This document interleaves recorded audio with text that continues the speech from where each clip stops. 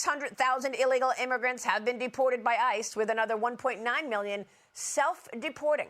Joining me now in this Sunday Morning Futures exclusive is White House border czar Tom Homan. Tom, great to have you this morning. Welcome. Good morning. How would you assess the president's work on securing this border so far in 2025? Unprecedented. Nothing like this in the history of the country. Look, we got the most secure border in the history of this nation. The most secure ever. And that's based on real data. I just came back. I just did a border review in San Diego, Texas, and Arizona. I toured the border by air, by boat, and by four-wheel drive. 3 days on the southern border, Maria. I didn't see a single illegal alien. And I've been doing this since 1984, even back when I was in Border Patrol. 3 days, a single illegal alien in my sights.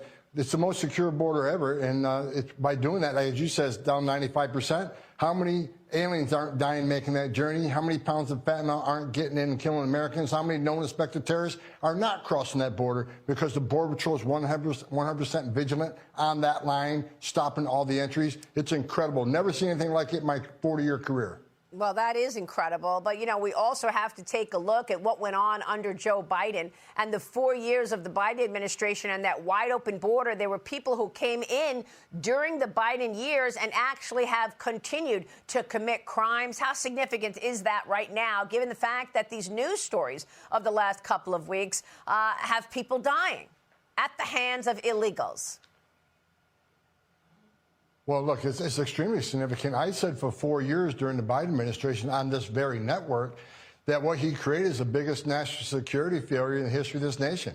Because we know they weren't vetting people properly. I said it over and over again. When Secretary Mayorkas is saying all these people were released, the millions have been properly vetted, you can't say that. We don't have access to other countries' criminal data. Right. El Salvador doesn't have an NCIC. Some of these countries like China and Russia where those people came across, do you actually think they're going to share any national security data with us? So they weren't properly vetted. We didn't have access to that information.